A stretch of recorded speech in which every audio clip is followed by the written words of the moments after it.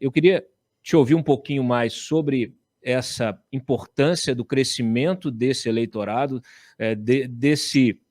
do uso desse eleitorado, né, na política cada vez mais intenso, e por que ele provoca tanta rejeição do outro lado, porque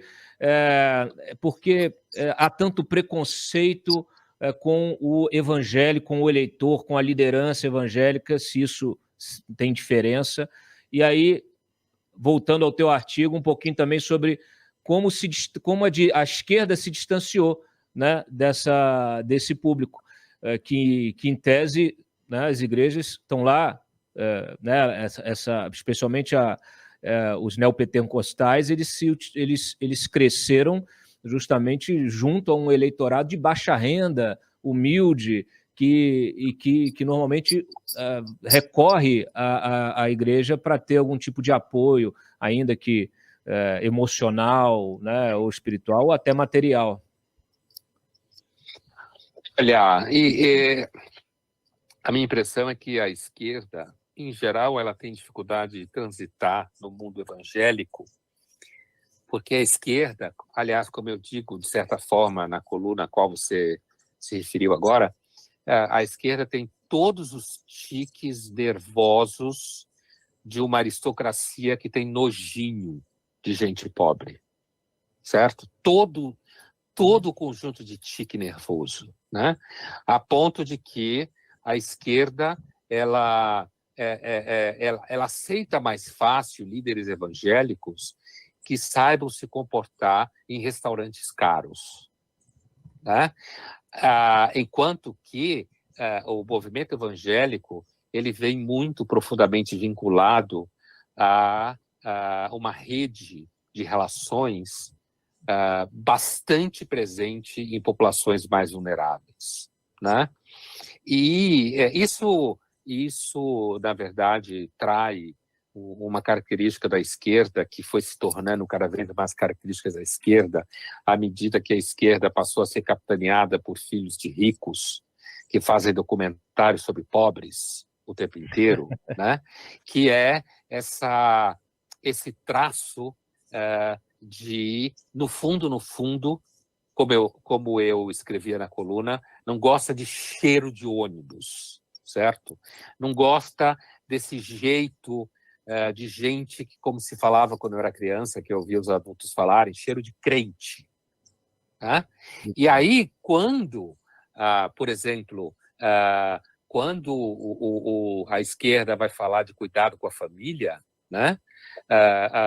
E os evangélicos e os conservadores em costumes falam muito o tempo inteiro sobre família, não sei o que e tal, né?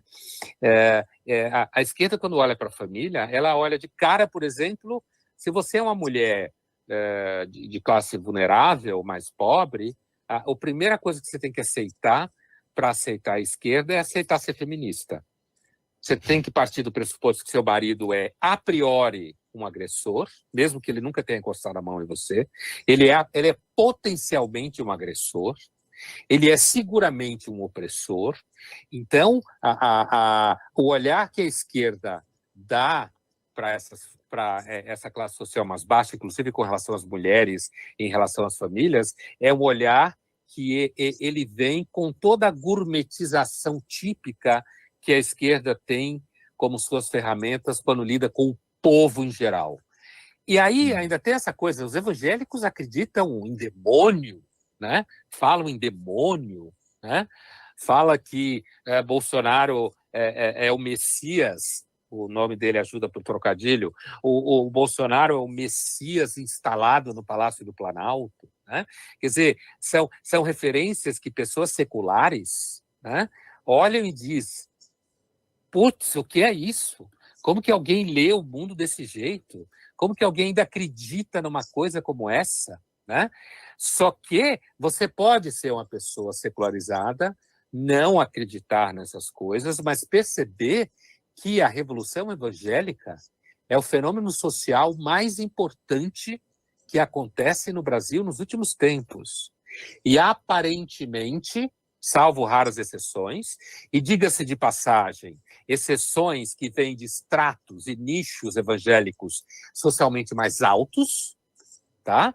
Nichos evangélicos socialmente mais altos, e quando eu falo aqui evangélico agora eu incluo todo o espectro protestante, tá? Que é o que significa na origem.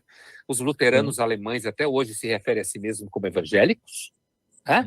Aqui no Brasil agora se usa muito a expressão evangelicalismo para incluir todo o campo protestante e não ficar no jargão evangélico como se usa normalmente na mídia para se referir a crente, como se falava na minha infância, né? E o resultado é que, ao ignorar esse avanço evangélico, ao ignorar o fato que os evangélicos organizam uma rede de solidariedade, uma rede de trabalho, uma rede de afeto, né? O movimento evangélico é muito bom nisso que o mundo corporativo goza quando usa a expressão, que é inteligência emocional, né? Eles são muito bons nisso. E o resultado é que eles prometem, entregam amigos, entregam trabalho, melhoria de vida, sociabilidade, o que fazer no final de semana.